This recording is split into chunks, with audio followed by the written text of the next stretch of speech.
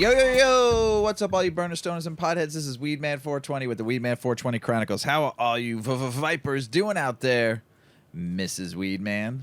Mr. Weedman. How the hell are you? I'm ready to get high. But I'm well. We're going to get high. Good. Hey, everybody out there in the world. Hope you're smoking some big fat doinks while you're listening to the show. We are about to smoke because Mrs. Weedman wants to get high.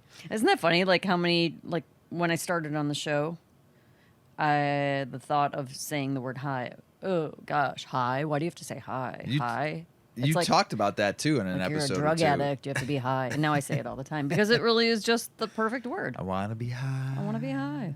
I want to be high. Not in like a Blazing Saddles, don't know who I am high.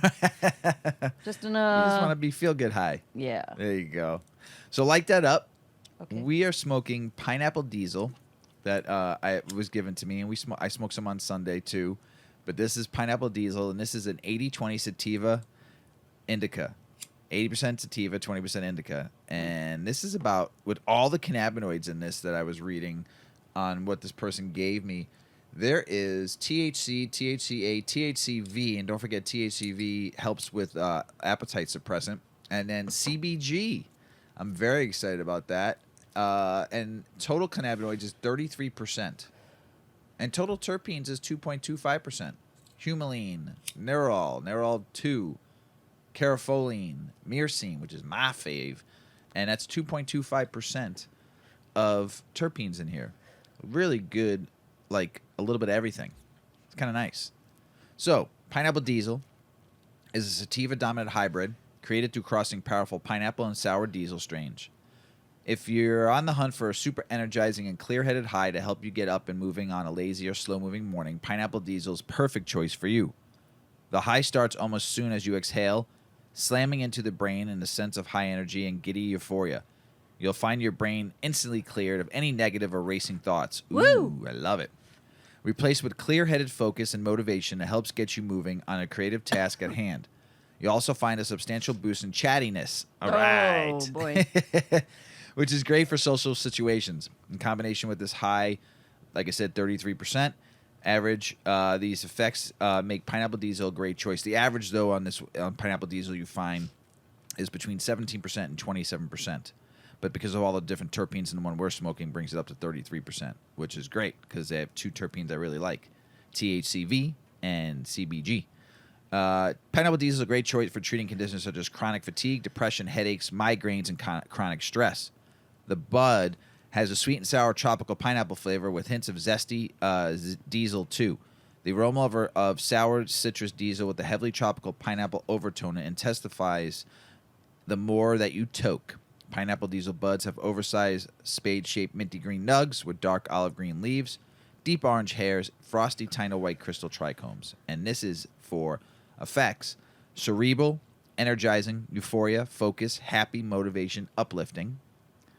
It helps relieve depression, fatigue, headaches, migraines, and stress. Flavors are citrus, diesel, pineapple, sour, spicy, and tropical.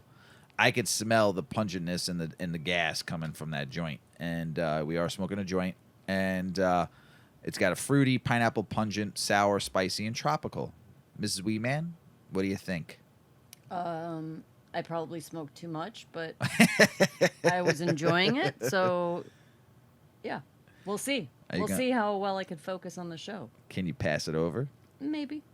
Here you go. You like it a lot, don't you? Yeah, I just love a joint. Well, I hit this. Mrs. Weedman's going to say hi, everybody. Hi, everybody. Hi, everybody. Hi, everybody.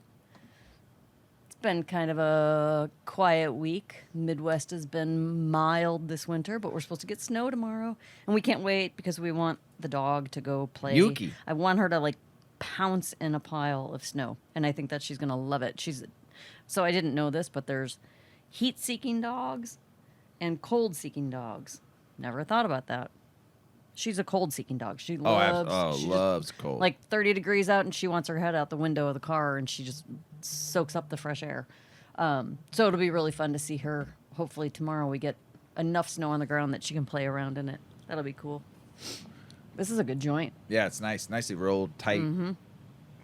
It's got a really nice taste. I think I should wait. I want to have more. Yeah, wait a minute. Wait a minute. You hit it like 3 or 4 times. Yeah, more. More. It's got also trying to catch the flavor. I don't taste the pineapple in it, but I do taste the fruity. I thought I tasted berry in the beginning, Yeah, but my taste buds are bad. I think today. I taste diesel gasoline. Gassy. Yeah, very gassy. Very gassy on the back end of the tongue right now. I'll have a little more. You crazy There's girl. concentrate in there? There is, yes, there is a little bit of concentrate in there also. Okay. So crazy. You're gonna be high. You better slow down there, lady. Slow your roll. Slow it down a little bit. It's a All long right. show. We're watching a couple shows. We watched actually a movie. Oh my gosh! Don't. We shouldn't even tell you the name. That was the worst movie. I was traumatized by that movie. I felt like a little kid. I was afraid to go to bed. It was hold Eaters. on. No, that's what they did. The name of the movie though was, hold on, I'm looking it up. Bones and All. And who was in this movie? It was I don't even Taylor know. Russell and Timothy C. I think it was all new actors. I don't think there was anyone familiar. Sully was creepy as fuck. Oh yeah. It's So- never Dully with Sully. Was his Storyline line. is that this young girl I Yeah. forgot. Yeah. This young girl realized that she liked human blood. It's not and that she liked it. Her body needed it. needed She was it a to vampire. no, but Well, she they were just- wasn't. but they weren't. What They were weren't they? they called They're themselves just eaters. And an eater, she had never known that she wasn't, that there were others, right? Until she left her little town and People smelled her and would she smell smelled her. other And then they would people. say something. Right. And so she knew that they were also eaters. And then it was like, whoa, you're an eater. But it was too? also crazy because it was kind of a love story. Because It you was fell just- in love it with, was with- awful. yes, it was awful. It was a bad movie. Yeah, It was kind of It was weird. kind of a C movie. Yes, right? yes. I would say no B. It B. wasn't low budget, I wouldn't say it it was was- high budget. bad story, It's just but it was just disgusting. it was a love story that people ate each other. Oh my god! not like that. Like, cut your heart out, ate each other. Oh, it was creepy. It was weird. Bad. I would not suggest watching it. You actually picked that movie out. I didn't think it was going to be like that. We should have just turned it off. It was bad. Don't watch it. No, the other show we're watching on Netflix now is Kaleidoscope, Yes, interesting. and it's about a safe robbery, and it's really good. Like it a captures it. grand theft. Yes. Like of the fanciest, most sophisticated Safe. security system Yeah. and safe in the world by leaps and bounds. And they Figured it put out. a team together to break into this safe Yes. in like minutes. We're on and rob episode. it. I think we just got done watching episode Pink because it goes in colors. Yeah, there are colors, and then You the can color watch it. signifies a time, Line in the show. a moment within the timeline. Right. And you can I was told we didn't do it. We started from episode 1 and down, but we were told you can watch it in different order. Like you could start it from the last Because it episode. doesn't, if you watch it in order, it's not in order. Like Right. the first one was 6 months before, what do they call it? The big event? Yes. Or something like that? Yeah, something like that. And then 6 Yeah. months after the heist and 6 weeks before the heist. 7 days before, Yeah, so the night before. You can watch it in Yeah. any order. If you kinda do, cool. let us know how you liked it. We watched it from start, and we're gonna watch it to finish. So we're almost done. But it's not in order that way. No, I think we're on the last episode. So It's pretty interesting. yeah, it was really good. So if you like something like that, it's right up your alley. So it was good. And plus the guy from Breaking Bad in it, the guy that owned the chicken shop. chicken shops, yeah, is in it. I like him a lot. I can't remember his name. Plus he played in The Mandalorian too, and he's fucking awesome. So I really like him as an actor. He's just great. So, but yeah, 2 good shows we're watching right now, and life is good. Just getting ready to start a new grow here, probably in February, another couple weeks, and gonna start another new grow. Took a month off, and just it's always good just to sometimes just take a month off. And plus, I've been getting a lot of good herb from our friend Big Friends. Earl. Yeah, so I mean, I got a lot of between my last grow and the last couple grows and the stuff we've been getting from Big Earl, and also from Sam too. Gave us a couple jars of stuff too. So we made edibles. yeah, We I have mean, more we got butter. We We got a gotta lot. make We more got a lot. edibles. I got to make another batch of butter. Yeah. And you can only eat so much. Yes, We I mean- don't microdose. We, Right. we just smoke in the evenings. Right. And consume. we do also give a lot away. We do. So I mean, Gift and we here still and have a gift shit ton there. of weed. Yeah. crazy. Your new Eddies you made, the Cushmallows, though. I have such a hard time regulating my recipes. But they're so good. They're delicious. Flavor is not an issue. It's I just can't get my consistency to be quite right. You'll get there. It was the first time you made them. My It was a candy new. It was crystallizes It a was little a bit. new. It was an. It's not your. It's more the caramel. It's more of like a fudge texture than a chewy caramel texture. The cushy It's rolls frustrating. are more fudgy. The Cushmallows though. Yeah. Smushmallows. The Cushmallows are very very Those are good. creamy and rich and delicious. So like a little pillow. I kind of like the new texture of the cushy roll though, because it's more like a fudge. I kind of like it, but it used to be more like a consistency of a Tootsie Roll. Right. That's why we called them cushy rolls. Right, but I still like them. I still like them both ways. But the new Cushmallow recipe though, Yeah. mwah, mwah, mwah. And that just made, now that we're talking about the differences, I intended to like sit down because I'm always just kind of formulating. I compile a couple different recipes and look at the differences and see what I can swap out here and there. And so that's probably my problem because I'm not scientific enough to know why I should or shouldn't be adding more or less of something. Just stick to the recipe. I should just stick to the recipe. But it made me think of something I could do to the recipe that I think might work. Text it to yourself while I read this article. Okay. You ready to start the show? I'm ready. Let's do this. 5 things to know about your endocannabinoid system. Now, we've talked about the endocannabinoid system many times on this show, many articles, much research has gone into it, not only just on the scientists and people who write articles, but also between Mrs. Weedman, myself, and the early episodes too with Dov, Boy, Paulie, and Shoddy and T. We've been talking about the endocannabinoid system for years now, and but as more research comes around, and more reminders on what it does and what you could do to get it working if it's not, here's more research. So here's 5 things to know. So far, preliminary studies have shown that this system plays a significant role in maintaining health and well-being. So little is known about the largest receptor system in the human body, which is the endocannabinoid system. Most sources indicate that the ECS was discovered barely 3 decades ago in 1988. Crazy. Since the scientists from around the world have made progress discoveries about the dynamic system and the significance in health and disease, the number of published studies and articles of the ECS have spiked significantly in the last decade, spurring a growing in public interest in the subject.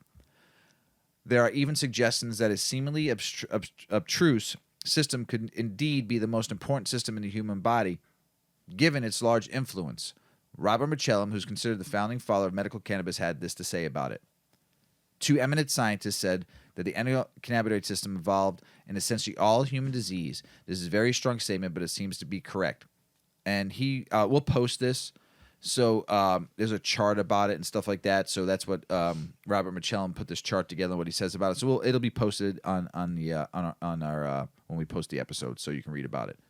The ECS is made up of 3 primary components. From what science has revealed so far, the ECS is made up of 3 components that are spread throughout the central and peripheral nervous system: endocannabinoids, ligands, endocannabinoid receptors, and endocannabinoid enzymes, synthesizing and degrading. The endocannabinoids are synthesized by enzymes in the system and interact with endocannabinoid receptors to produce certain effects in the body. Once they have finished their role, they are degraded and removed from the system. The ECS has been described as a lipid signaling system. The ECS has 2 types of receptors, CB1, CB2. CB1 receptors are abundant in the central nervous system. System 2, CB2 receptors are abundant in the immune system.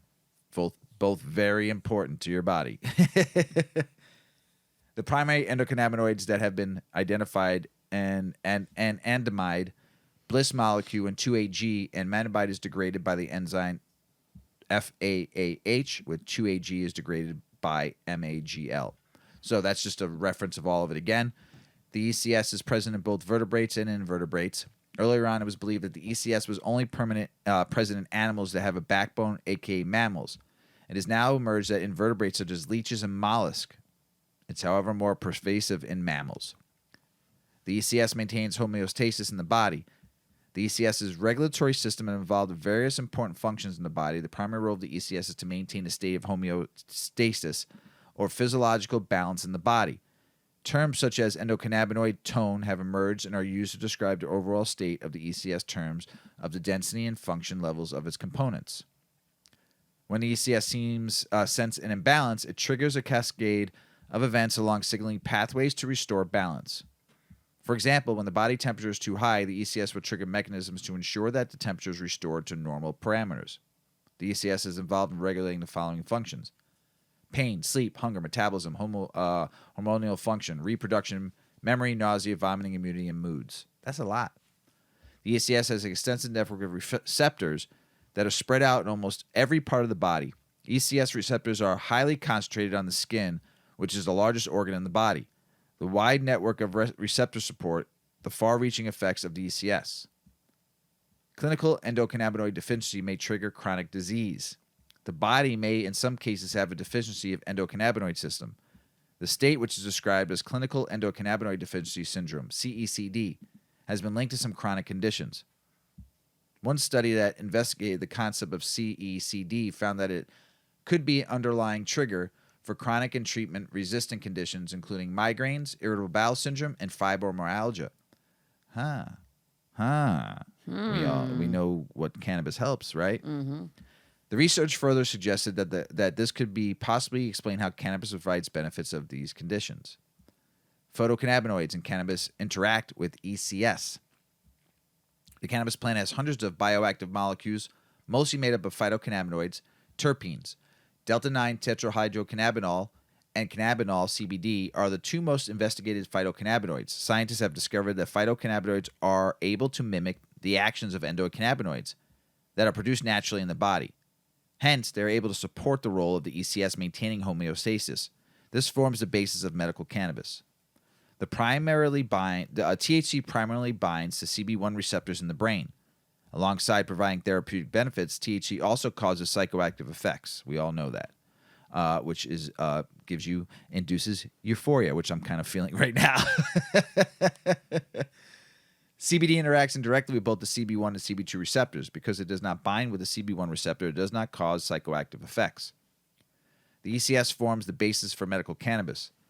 Medical cannabis has gained significant traction in the last decade due to discoveries in science about the role of ECS and how cannabis can influence the system. To date, 37 states, we already know, have legalized cannabis. Here are some of the conditions that have been approved for medical cannabis treatments in the U.S. Cancer, neuropathic pain, multiple sclerosis, HIV/AIDS, diabetes, multiple sclerosis, that came up twice, epilepsy, Crohn's, Alzheimer's, joint degeneration, nausea and vomiting and terminal illness, anxiety, depression, sleep disorder, mood disorders. Medicinal cannabis may also be used for therapy to improve the efficiency of other drugs. For example, patients who are on opioids for pain management can use medical cannabis to reduce the amount of opioids that they are taking. They also have a positive impact on opioid-related side effects. The ECS is still being studied, and there's still a lot remains known about the system. So far, preliminary studies have shown that the system plays a significant role in maintaining health and well-being. It is also clear that phytocannabinoids from cannabis have far-reaching effects on the ECS, which forms the basis of medical cannabis. Phew! I need some water after that one, boy. More about the endocannabinoid system. As we learn more, we will always research and bring out some new information. A lot of it was repetitive from what we've talked about in the past. Always good to learn more, though. Good article. So now, the most important people in the world are moms. Moms are important. Yeah, we are. So important. You want to know why? Why? Because you raised the children of the world to be who they are today. Dads help, don't get me wrong. But moms are the reason we're alive. That's right. We birthed you bitches. Birthed us. Birthed us all. So, Yep. Weed moms are you're a weed mom. I'm a weed mom. Yeah, you're a weed mom. Are changing the narrative around cannabis. Move over wine, moms. Here comes Cannabis Moms. Weed. Well, it's a typical Instagram reel. Overwhelming kids, noise. It's been a long day. A mom locks herself in the bathroom. This mom has given everything. Her kids have worn her down. But instead of sneaking a bottle of Chardonnay out of the linen closet, this frazzled mom lights up a bong. Melissa Ludwig, an influencer and mom of 2 in Pennsylvania, is open about her struggle with alcohol, her ADHD diagnosis, and how cannabis is helping. Battling residual pain after a car crash, she hasn't used narcotics or alcohol. Yay. Instead, she has turned to medical marijuana to ease her pain and anxiety. Alcohol makes me a shitty-ass human, she says. Cannabis makes me a better, more controlled, centered, and less pain-riddled me. I agree with that 100%. Ludwig is part of a growing group of men and women who are choosing cannabis over alcohol to ease the stress and anxiety of parenting.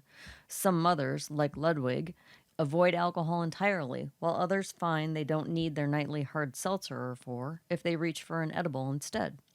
On TikTok and Instagram, hashtags like hashtag hi mom, hashtag canna-Mom, and hashtag pot smoking mom have upwards of 8 million combined views. In the same vein, hashtag sober mom has well over 200 million views. Damn. Yeah. These social media trends make sense, given data showing that legal marijuana sales increased 46% in 2020 and have continued to rise since. And it's parents in particular who seem to be leading the way in a recent Harris poll that found over the pandemic of parents who already tried marijuana, 52% increased their consumption compared to 33% of child-free adults. And 57% of parents who have ever consumed cannabis reported that their use of marijuana replaced or reduced their alcohol consumption. As cannabis use rises among moms, so does its acceptability in mainstream culture. With the dawn of a new year and many dry January resolutions, will 2023 be the year that weed moms become the new wine mom? Ludwig and her legions of fellow canna-Moms think so, and they're pushing back against the wine mom culture trend that the pandemic kicked into turbocharged overdrive. You should have like a cannabis party, like just like invite some of your friends over and just have like a little like get together and smoke. Come down to the studio and just light up. Yep. In Weed Mom, the Canna-Curious Woman's Guide to Healthier Relaxation, Happier Parenting, and Chilling the Fuck Out, author Danielle Simone Brand aims to destigmatize cannabis use for mothers. We canna-Mom advocates compare weed moms and wine moms all the time to make a point about the hypocrisy of it all. Alcohol use, which is associated with greater negative health outcomes, is funny, fun, and totally socially acceptable, while cannabis isn't. Her book works to not only destigmatize, but to demystify cannabis culture and cannabis itself. She says, just like there are different notes and aromas to wine, various strains of cannabis possess different terpenes, the chemical components present in many plants, and the essential oils derived from them. As with wine, terpenes can change the product's flavor, and with weed, its effects. There are different strains and different methods of consumption. This can be a little overwhelming for a new weed mom, particularly those who have been told their whole life that cannabis is dangerous and taboo. So much of the stigmatization of cannabis stems from the war on drugs. While 37 individual states have legalized marijuana either recreationally or medically, the heavy federal classification remains on the books. The truth is, though, that many medical professionals don't think cannabis research supports this classification. Concerned this restrictive label is preventing important research on the health benefits of cannabis, they are pushing back. Among those professionals countering the stigma is Dr. Lynn Parodnik. As a medical advisor for female-founded cannabis retailer Tribe Tokes, as well as being a private medical marijuana doctor in the New York City metro area, she says this classification is misleading. Alcohol and THC are both euphoriants. Alcohol can lead to addiction and injure organ systems. It is linked to obesity, liver toxicity, and is used to numb the individual. Alcohol toxicity leads to ER visits and hospitalizations.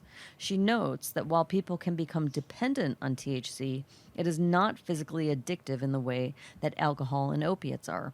Cannabis is now being used as an exit strategy for opioids and alcohol. What exactly does an exit strategy look like? For many moms, cannabis provides the unwinding they crave without the often disastrous side effects that alcohol misuse causes. Not every weed mom experiences the same rise in acceptance that Caucasian moms have seen, though. Jamila Lemieux is a writer and cultural critic.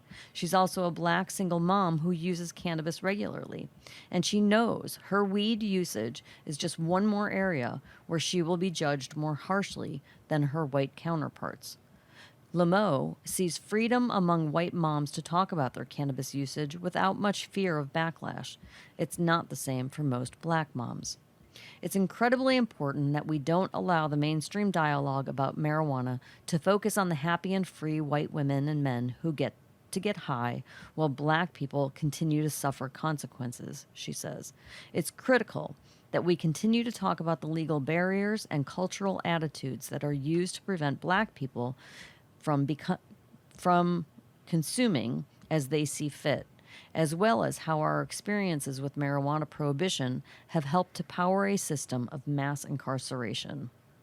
There are advocacy groups such as Canna-Clusive with a goal of making cannabis a safe and accepted choice for all folks, regardless of race or background.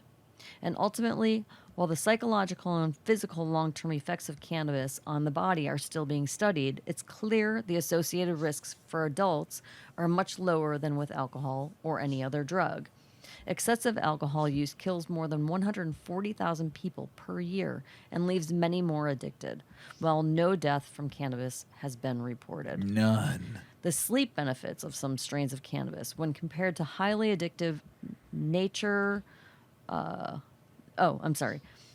compared to the highly addictive nature of sleep medications like benzodiazepines, also have some doctors and patients viewing cannabis as a safer alternative for insomnia. The risks, according to women who use cannabis and medical professionals who support it, are so much less significant with the other controlled substances. Will we reach a point where society views weed moms in the same light as wine moms? Yes and no. The canna-Moms believe that eventually cannabis will be viewed as a healthier and less harmful option. They picture an Instagram grid filled with beautiful edibles rather than generous pours of Chardonnay. At the end of a long parenting day, I think weed is going to not only have its moment in the sun again, says Lemieux, but that future generations will experience it in the way that we do alcohol, widely available, legal, and socially acceptable. 100%. Stomp that fucking stigma. But I do like this quote in here. I don't necessarily smoke to get high. I smoke to get normal. Mm-hmm. You like that? I fucking love it. So instead of saying I want to get high, just say Right. you want to get normal. Let's get normal. Let's get normal. That's awesome. That is good. Cannabis community sees the world differently. I had to look some words up. This article is very strange. It's a good article, but umwelt. You ever hear that word? No. Umwelt. No. UMWELT. The concept of umwelt, umwelt, meaning an animal's perceived world, increases respect for both objective and supportive perspectives. The cannabis community and the scientific community view cannabis very differently. Non-medical cannabis use focuses on subjective experiences, while scientists focus on objective data. This is the writer. In his recent book, Marijuana on My Mind, The Science and Mystique of Cannabis, he looked behind the objective facts about cannabis and the interactions with the brain discovered by science. He contrasted this objective perspective with the equally important subjective experience of using cannabis, especially recreationally and socially. Cannabis users directly sense a profound shift in the texture of their experience. I am indebted to Michael Pollan for the exquisite phrase, which he coined the botany of desire, to encompass a range of mystical-like alterations in consciousness many cannabis users enjoy. In addition to slowing of time, physical and emotional relaxation, a general sense of wonder, awe, and numbness, considedness to one's surroundings. Cannabis also refreshes and intensifies many sensory experiences, including sound, especially music, taste, color, physical movement, flow. A minimum cannabis increased appreciation for these sensory experiences. Yeah, we always say your senses, especially your ears, heighten when you're stoned. Oh, and the other night, certain lights were Yes, looking everything too gets bright. crisp. I'm like, why are there extra And lights bright. on outside? Did you change the light bulbs? So you're due. I've said this for a long time. Your senses get heightened. Yeah. But also I you feel like a slow. dog. You know what I can like hear about things it though? So far away. It slows me down comfortably. Like I'm not so like anxious. Mm-hmm. It slows my whole body. It gives me a nice flow. Mm-hmm. Like when I'm walking, I'm more of like in tune to like feeling the earth. So I mean, I love being normal, I guess. Yeah. This all happens without there being any measurable increases with the acuity and sensitivity of our hearing, taste buds, vision, touch, and proprioception. The change is internal, the results of altered brain functions and therefore altered mental experiences and bodily reactions to stimuli. People, figuratively, see the world with different eyes. This is enjoyable for most people, but not all. The difference between people's reactions to cannabis is due to the diversity that exists in the human brains and psychologies. This author believes one of the most important alterations in brain functions produced by THC involves what's called dishabituation. I got it. When we see, hear, or feel anything enough times, we begin noticing it less and less. We habituate to it. We no longer feel the ring on our finger or notice the small rainbow on every bubble in soap suds. Man, I don't know about that. THC reverses the process of habituation. It lowers the bar for the brain area, the amygdala, responsible for comparing current stimuli in those in the recent past. When there is little or no change, the amygdala remains quiet. But when a change occurs, the amygdala adds a zing to the new sensation, bringing sounds and sights that we had habituated to back into our awareness. So you the other night had the amygdala. Abdullah Ablagada. No, it's not Abdullah. It's amygdala. Amlagada? Amygdala. Wow. I did look it up. And I did try to pronounce it. Yeah. And I did in my head about 30 times. Because I never. So it's just like the inner workings of your brain, neuros and stuff. The added zing draws our attention to change. Dishabituating refreshes our perception of the world, similar to how meditation helps us smell the roses again.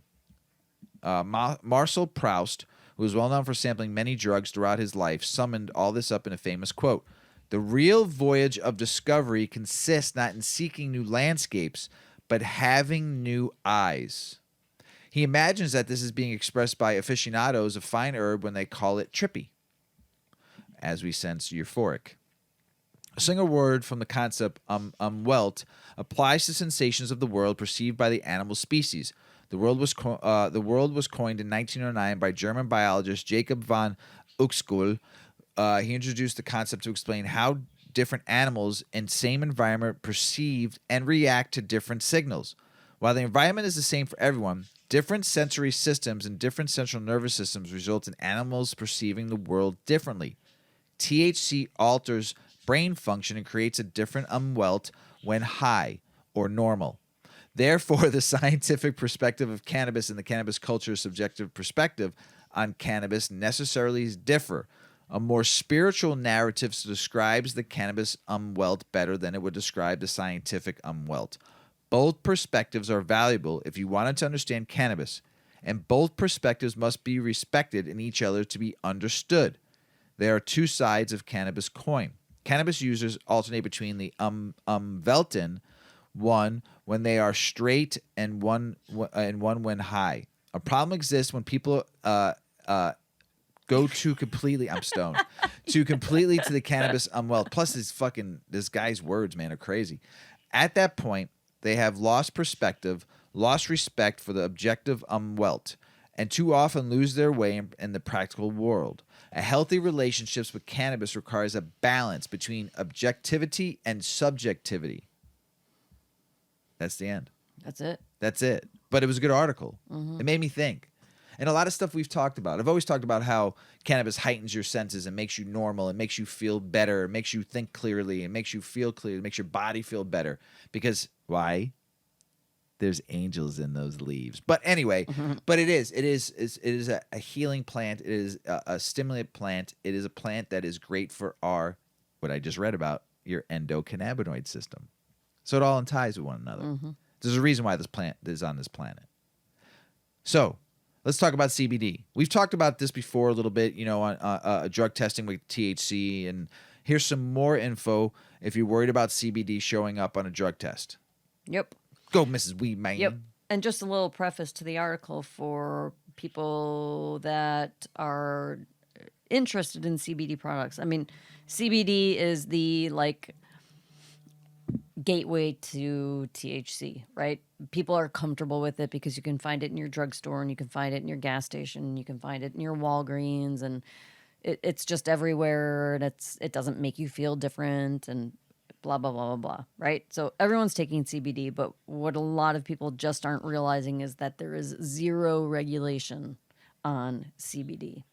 And so without being particular about where you get your product, like a full spectrum CBD product from a dispensary or a highly recognized and third party tested CBD from a health food store, a reliable health food store with reliable products that they, research and quantify as being good for their customers.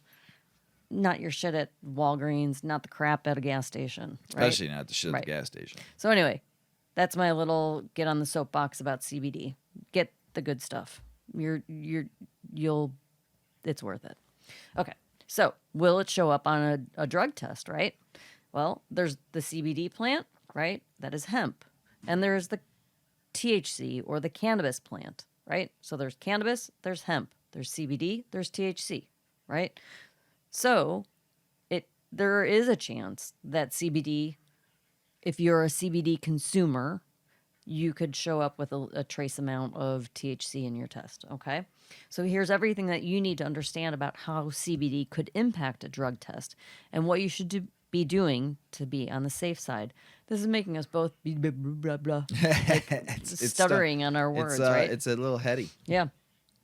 Since hemp was legalized in 2018, increasingly more Americans have been turning to hemp-derived cannabidiol, or CBD, to improve their general health and wellness.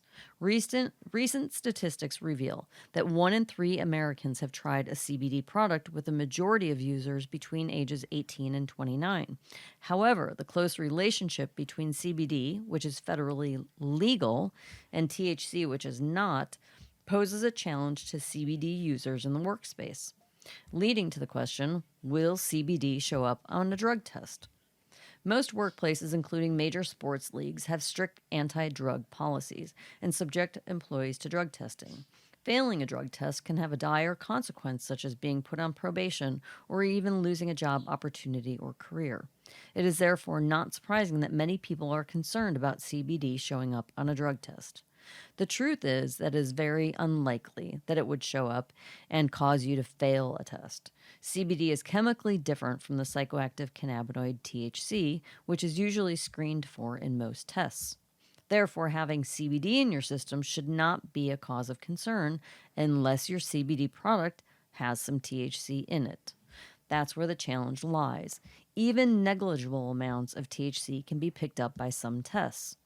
The quality of most of the CBD products in the market leaves much to be desired.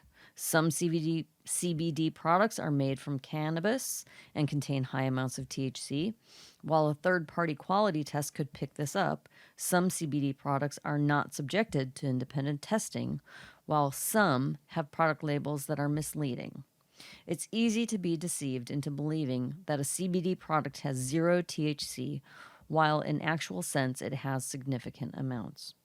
False positives for THC may also arise in drug testing, and this happens when a test falsely indicates the presence of THC. Cannabis drug tests use biological samples such as saliva, urine, blood, or hair to test for the presence of THC in the body, and the most common drug test is a 5-panel test that looks for the presence of active metabolites from PCP, cocaine, marijuana, opiates, and amphetamines. The 9-panel test screens additional drugs, including barbiturates and benzodiazepines. Urine is the most frequently used biological sample for drug tests. However, simpler tests that use oral fluids have now become commonplace. They are non intrusive, easy to use, and give instant results. Most marijuana tests have a cutoff level of 50 nanograms per milliliter. This means that a test will turn out positive if the THC levels exceed that amount. However, some will even detect as little as 15 nanograms. What's the difference between drug screening and drug tests? The two terms are often used interchangeably, but they actually mean different things. Drug screening involves quick and efficient testing that produces instant results. They confirm the presence of a drug. It's either present in a sample or it's absent. They are also relatively affordable, but may not be as accurate. Therefore, they are mostly used to confirm the presence of a drug, but are usually followed up with a drug test when the screening test is positive. When the screening result is positive. Drug tests are more accurate than drug screens. They also require a longer waiting time, as the sample is sent to the lab for specific testing that gives detailed information. Drug testing is often used to confirm the result of a drug screen. The drug tests screen for the presence of THC. CBD should not show up on a drug test. Most CBD products contain little amounts of THC. Legal hemp derived from CBD should not exceed 0.3% THC. However, some drug tests are very sensitive and will pick up those trace amounts. In such a case, it may be necessary to carry out the specific drug test that will show exactly how much is in one's system. A false positive result is recorded when a test picks up THC erroneously. Getting a false positive result after consuming a CBD product can be quite scary. However, you need not worry if that happens to you. If you are sure that you haven't consumed a cannabis product but still turn a positive drug test, it is your right to repeat or request a repeat test. There are a few more reasons why you might get a false positive resulting after consuming CBD. You may have consumed a CBD supplement that had too high of an amount of THC. Certain drugs can give false positive results for marijuana. They include NSAID or NSAIDs, efavirenz, pantoprazole, and dronabinol. Maybe you consumed a CBD product that is contaminated with THC, so you didn't even know that THC would be a potential thing. The labeling wasn't correct. Maybe you inhaled secondhand smoke in an enclosed space. False positive results don't surface very frequently. They only occur in about 5 to 10% of cases. And here are things that you can do to avoid false positives. Reputable vendors will subject their products to third-party testing. The certificate of analysis from the independent testing should be shown with the exact concentration of THC and CBD in a product. You should not purchase CBD products that exceed 0.3% or those that lack third-party testing results. You can avoid taking medications prior to a drug test and talk to your pharmacist to make sure that you can eliminate your drug because some of those drugs could trigger a false positive. And CBD products come in 3 forms. There's isolate, broad spectrum, and full spectrum. CBD isolate contains pure CBD with 0 THC. This is the most ideal form of CBD to ingest when you're about to take a drug test. Broad spectrum CBD does not contain THC, but it may contain THCA, which converts to THC when it's exposed to heat. And full spectrum CBD contains small amounts of THC. If you consume full spectrum CBD regularly and have a slow metabolism, you could turn in a false positive result for weed. But again, the chance of this happening is very slim. So, thank you for going over isolate, broad spectrum, and full spectrum, because I don't think a lot of people know that. And we might have talked about it, but not in depth like that. That helped me out a lot, because I always still get confused with the 3. So thanks for the reminder. Sure. Great article. First cannabis bill of new Congress is GOP-led gun rights measure.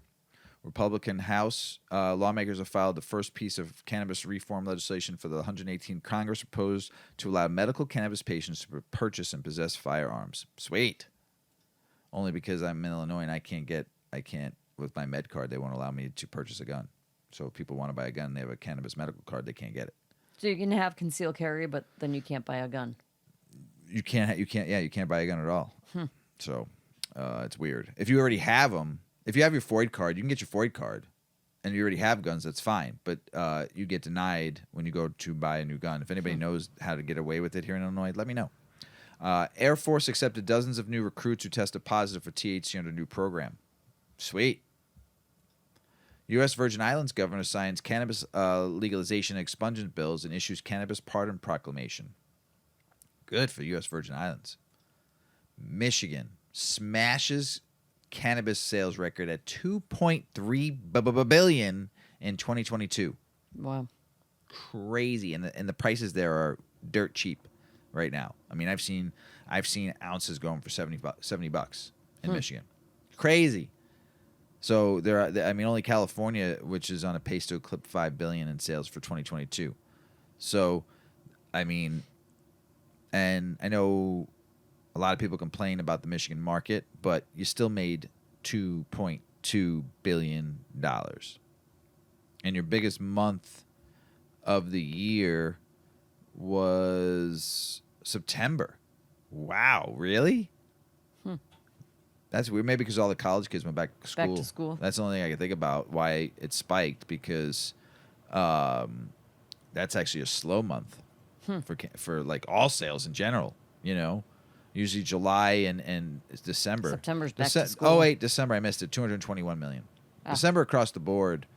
I think in a lot of markets we're like crushed it. So that September was the second biggest month, which is still weird to me. So, but good for you, Michigan. You killed it. I mean, just unreal. 2.2 billion. A lot of out of state sales on that too, because you're surrounded by states that aren't legal. And I know a lot of people from this state go over there too because they don't want to pay the dirt fucking taxes Illinois charges.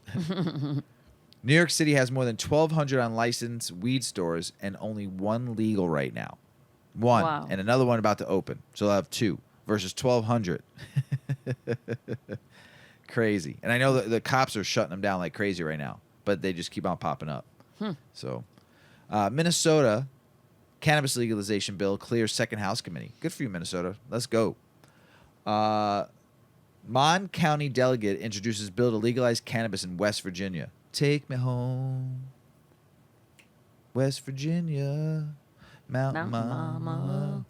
Take me home. They grow great weed up in the mountains, though, just like Kentucky. Great weed comes from the mountains up there. So go get it, West Virginia. Let's do it. Wiz Khalifa, who I really like as a hip-hop artist, urges people to smoke cannabis at Pennsylvania governor's inauguration party, even though it's not legal there. The governor of Pennsylvania is trying to get it to go rec, so I mean, I think it'd be kind of funny. They all just dropped some fucking big fat doinks. Anti-anxiety, depression, all that stuff, you know, that we're learning more and more that cannabis helps, you know. Tell us about the cannabinoids and how they're fighting to help depression. Mrs. Weedman. No? That's not you? No. What is you then? I have how cannabis oil is helping stroke patients. Oh, yeah, that's it. Yeah, that's the article. I just read the caption. Blah, Sorry. blah. You've ruined my intro. What's wrong with you? Well, here's what the latest medical studies have revealed. So this is cannabis oil for stroke patients and what the latest medical studies reveal. That's it. That's it, Mr. Weedman. I know. We're on the same page. I was on the same page. Yay. Oh, I cut that part out because it just didn't make sense. I got you. Okay. All right. Strokes are one of the leading causes of death globally. There are 3 types of strokes. Ischemic, It could pick a bottle and cough a lot and you stink, not because you're dirty, not because you're clean. Ischemic. Ischemic. Okay, let me get back on track here. There are 3 types of strokes. Ischemic, hemorrhagic, and transient ischemic. That sounds like a goofy word. I didn't know there was 3 of them. Yeah, I didn't know I just thought it was a stroke. Ischemic strokes are the most common. Stroke survivors are also at risk of suffering long-term disability through the prognosis though the prognosis and outlook greatly depends on several factors. Some of the factors that affect the outlook of stroke survivors include the patient's age, kind of stroke, treatment, and one's overall health. Most stroke survivors need to be confined in the hospital for proper rehabilitation and to improve prognosis. And it's also common for many to require occupational, speech, and physical therapy for some time. Cannabinoids can also help to help. They can also help to help. Cannabinoids can also help to reduce inflammation in the body to improve healing. Now, studies show that cannabis may be beneficial for stroke survivors. Patients can benefit from the anti-anxiety properties of cannabinoids as well as their ability to fight depression. After all, stroke survivors are prone to suffering from mental health disorders, especially depression given the disabilities many of them have to live with. However, many doubt the safety of cannabis products among stroke survivors. But a recent study out of Italy revealed that daily consumption of Sativex, pharmaceutical name Nabiximols, a proprietary spray containing THC and CBD, doesn't result in cardiovascular problems among stroke survivors. Italian researchers analyzed the safety of Sativex among 34 stroke survivors. No patients showed significant acceleration or decrease in heart rate or change in rhythm, and none required an additional ECG or cardiological evaluation during the study. This data supports the cardiovascular safety of using nabiximols, they concluded. Meanwhile, another 2022 study revealed that cannabidiol, CBD, is beneficial as post-stroke treatment. There are many ways CBD can be utilized by stroke survivors to improve their prognosis and quality of life. It helps stroke patients in numerous ways, including antioxidant properties. Cannabidiol has well-known antioxidant benefits, which come in handy for helping the body get rid of poisonous cells while reducing cellular oxidation. And in fact, laboratory studies which date back as far as 1998 show that CBD contains higher antioxidant levels than vitamin C and E. Wow. This makes CBD an excellent supplement for improving overall cardiovascular health for stroke survivors. Since oxidative damage is the hallmark feature of stroke patients, supplementing with CBD can help reduce the damage it causes.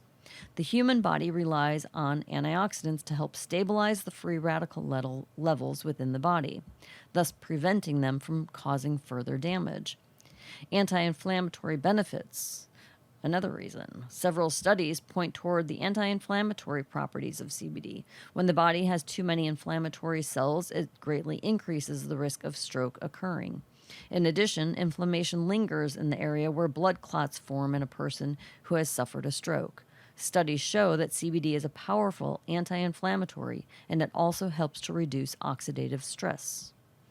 Another one, it reduces high blood pressure. Anyone who has chronic high blood pressure will have an increased risk of stroke. This is why doctors always treat blood pressure to prevent the risk for stroke.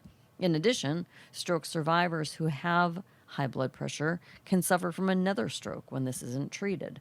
Studies show that just 600 milligrams of CBD can help decrease resting blood pressure. That's a lot. I didn't know that. But that's a lot. Yeah, it's 600 a lot. milligrams is a lot. We But take CBD. I get it. It's Right. still a lot. I mean, if it helps, great. I just didn't really. I mean, I've always known that you had to take a good amount of CBD to feel the effect. If you're just taking straight CBD without Right. the THC to give it the kickstart, that's like I've heard like You need a 50 lot. to 100 milligrams is like the dose you should be taking, like even more.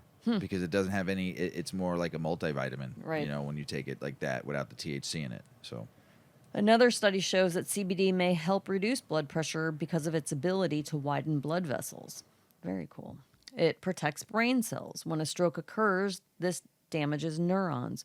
Without proper treatment, neurons can suffer from a lack of food and oxygen, which can cause damage and eventual neuron death.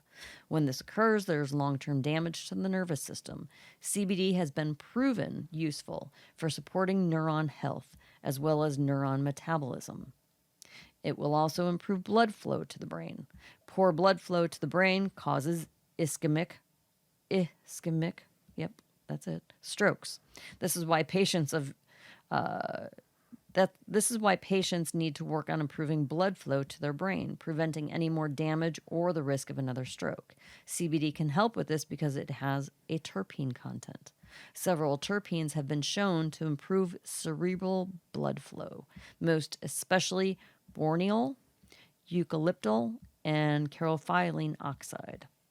CBD itself can help improve cerebral blood flow. Oh my gosh, I can't even get words out. Shouldn't have took those 5 hits. Yeah, can help improve cerebral blood flow because it helps to modulate serotonin receptors, which assist in the brain's regulation of blood flow entering the brain. So, if you have a loved one who has suffered from a stroke and would like to explore the benefits of CBD for recovery, be sure to talk to your doctor. There are many ways you can medicate with CBD, but it's most important to consume CBD in its most high quality and pure form to reduce the risk of any contamination. Talk to your physician to determine the best way to integrate CBD with traditional therapies.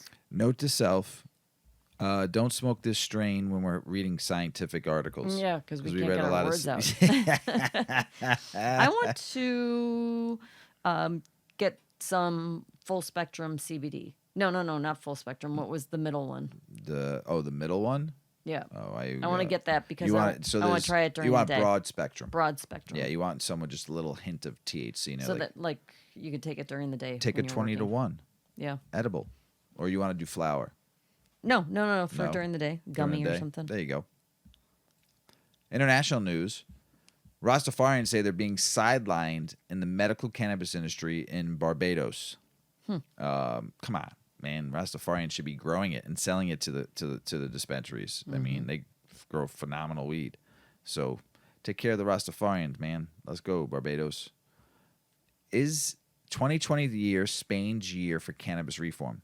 It's likely a safe bet that 2023 was a significant year for cannabis reform efforts and the emerging cannabis industry, particularly in Europe. It's no secret that the legalization measures expected to be formally introduced in Germany in 2023, and when that happens, it will have a domino effect throughout most of the continent. But Spain's cannabis reform measures move on their own pace. We've been to Spain. People move there slow. There's no fast pace in Spain, which is not a bad thing at all. They just move It's a nice. slow Yeah, it's just nice. pace. I'm not talking about the tourists that come in. I'm talking about the people that live there. Mm-hmm. It's just a very nice, easy life. I mean, they work hard, they do their things, but it's just they don't move. Like it looks like there's no stress. Unless you run into our tour guide. Yeah, Remember, she got mad Yeah, at the garbage she man. was gonna beat his ass. He wasn't moving fast enough. No, not at all. As discussed in Cannabis Now, Spain tends to move at its own pace when it comes to cannabis policy reform. This is due to its enthusiasm gap among cannabis supporters for reform efforts with the country. Spain and cannabis is easy to acquire in many parts of the country. There are tons of options to choose from. There's also cannabis clubs that we've talked about before about Spain. So the status quo leaves a lot of patients on the outside looking in, creating a breeding ground for selective enforcement. So it looks like, let's see here, the stated goals of the official Spain to move medical cannabis patients away from the unregulated market and instead provide them with the ability to acquire their medicine from regulated industry. Purchasing medical cannabis from regulated sources provides several benefits that aren't present in the unregulated market, not at the least in which is the elimination of potential criminal penalties for participating in the transaction. So we'll see. Right now, Spain is now beautiful and flawed for the nation's industry to reach its full potential, for all suffering patients to get safe access to much-needed tested medicine. And for Spain to take its rightful spot as an international leader, a strong system must be put into place. Hopefully 2023 proves to be their year. Come on, Spain. I want to go back and go to that market and get some good food and smoke a big fat doink. Here's something crazy. In Canada, drug dealers still control 33% of the cannabis market, despite legalization. I'll tell you one reason why. High taxes. The traditional market will always win because you don't have to pay taxes. Lower your taxes down. Don't rape the cannabis market.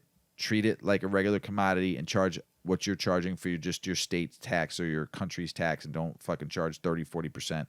Ridiculous. I don't blame people who are going to the traditional market. When they can't afford $60, $70, $80 eighths and they can get an eighth for $30, they're going to go get an eighth for $30. Your taxes are ridiculous. So they're just going to keep on doing what they're doing. A folk rock legend who I've listened to tons of their songs, David Crosby dies at 81. Yeah. Crosby, Stills, and Nash. Crosby, Stills, Nash, and Young. solo stuff that he's done, but a big advocate for cannabis. So go ahead and tell us about it, Mrs. Weedman. Yeah, you just told everything. No, I'm just No, I joking. didn't. Celebrated songwriter with the Byrds, Crosby, Stills, and Nash, and then, like Mr. Weedman said, Crosby, Stills, Nash, and Young passed away after a long illness. I don't know. I think it was cancer. I think it was prostate cancer. I don't know. Anyway, an iconic figure in the U.S. folk rock scene of the 60s and 70s, Crosby formed the Byrds before joining with Graham Nash and Stephen Stills in the seminal Crosby, Stills, and Nash in 1968. Key figures in the music scene of LA's Laurel Canyon with songs that would propel the trio's harmonies to the world stages. The last few years had seen a creative resurgence for Crosby with recording and tour, documented on the 2019 Cameron Crowe produced documentary, Remember My Name. I didn't know. Is that out? 2019? Sure. Yeah. It's out. David was tireless when it came to touring and to promoting younger musicians. He was twice inducted into the Rock and Roll Hall of Fame, but there was Crosby's dark side too. His stormy and outright nasty relationships with bandmates, his personal excesses, his downward spirals with addiction to hard drugs, and his stint in a Texas prison. Remember the video they did of him? Like because of his drug addiction, they did the little mini movie about him. And so he was fucked Pretty up. bad, Yeah, yeah. he was in. They interviewed him in prison. Yeah. I'll never forget that. It was fucked up. He was heavy. He had a stint in Texas prison for drug and arm violations. Though in recent years, he was an outspoken advocate for cannabis. David Crosby was a genuine American original and an outspoken advocate for ending our nation's failed war on cannabis consumers. We were ecstatic to have him join NORML's advisory board in 2018 and have him lend his platform and voice to the ongoing fight for cannabis freedom after a lifetime of personal advocacy, stated NORML Executive Director Eric Altieri. He will be missed, but there is no question he leaves behind an indelible mark on the social and cultural landscape. Upon formally joining NORML's advisory board in 2018, Crosby himself stated, "I'd like cannabis to be legal everywhere. I know people who are in jail for years over a couple of joints, and it's just not right. I feel a responsibility to stick up for people who have been jailed for it unfairly, and that's why I'm partnering with NORML to lend my name and talents to help end our multi-decade failure, that is prohibition. Bottom line is, it should be legal. It should be legal, and people shouldn't be going to jail for it. And I want to reinforce that to the degree that I can. Rest in power, David." Man, great musician, fighter to stomp the stigma, free the plant. David Crosby, rest in peace. Remember the show Night Court? Yeah. You liked Oh, yeah. that show. You It was a talked good about that show. show. Yeah, you liked it. They're doing a reboot, Okay. but also John Larroquette, who played the lawyer, did a movie long time ago. Remember the movie Texas Chainsaw Massacre? Yeah. He narrated it, Oh. and he got paid in cannabis. Ah. Really? Yeah, yes, he got paid in cannabis. That'd be a lot of cannabis. Yeah, before he scored the Emmy Awards as the prosecutor in Night Court, John Larroquette was paid in pot for voiceover work on the classic horror movie. After years of internet speculation, Larroquette confirmed he hit a high note from what he assumed to be gig work for a friend in the 70s. Totally true, Larroquette told Parade when asked about the long-standing rumor director Toby Hooper compensated John with weed for narrating the prologue, The Texas Chainsaw Massacre. He gave me some cannabis or a matchbox or whatever you called it in those days. He said, I walked out of the recording studio and patted him on the back and said, backside and said, good luck to you. His relationship with Hooper went back to 1969 when he worked as a bartender in Colorado. John said he wasn't sure that what I want to do in my life, but he had struck up a friendship with the late director working on the project in town. A few years later, Larroquette was pursuing his own acting dreams when he met Hooper, looked him up. So Toby heard I was in town, and for an hour of my time, narrate something for his movie. He just did. He called. I said, fine. It was a favor. At the time, the thriller featuring mask-wearing cannibal named Leatherface, who preys on a group of hippies, was grossly low budget. Little did he know that the movie would become a horror classic and spawn an entire series of slasher films. He'd have a lot of cannabis now. He did something for free in the 70s and got a little money in the 90s, he said, before adding, it's certainly the one credit that stuck strongly to my resume. I'm not a big horror movie fan.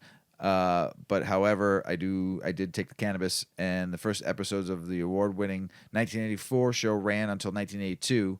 Larquette earned her consecutive Emmys, which is dope, and he's now 75, and not 35-year-old who started playing the character. I can't do the physically comedy I used to do, Larquette told USA Today, of his character's evolution. Hopefully, with the intellect, we found other ways for him to be funny, not just the clown he was in the 80s, but it's a new world. So, good for him. It's kind of funny because just think about how much money he'd have in his pocket and how much weed he'd have in his pocket today, because that Texas Chainsaw Massacre is a franchise. Big. People love that movie. It's a cult classic. Yeah. The original and all the ones that came after it. I couldn't watch that. It's No? so dark. It's not that dark. It's kind of funny. It's kind of like It's just Leatherface Wacky. running around with a fucking chainsaw, chopping fucking people up and making chili out of them. that's not dark. No, it's I'm fucking gonna go a B. shine some light on you. A B you think horror that's not movie. dark? Well, yeah, because it's like, yeah, That's the way I look but it's at still it. scary. Yeah, I mean, it's freaky. A fucking guy walking around with people's Just creepy. with human fucking Yeah, it's skin on his wacky. face and called himself Leatherface, and his dad. Okay, that's dark, Paul. Mr. Weedman. I don't think it's dark. I think it's stupid funny, but also a little creepy and gross. So, Mrs. Weedman, Yep. that's the end of the show. Eh. Got anything else to say? I'm gonna smoke some more. Not that. Why? No, we want to have It's something to nighttime. calm us down. It's time for an edible and some We'll some smoke good some lava mellow, cake. mellow. Yeah, we're gonna Yeah, smoke some that's- lava cake yeah, that's that great. was grown by Big Earl. We like that Yeah, lava cake. that's But I posted a funny meme. Well, I thought it was funny.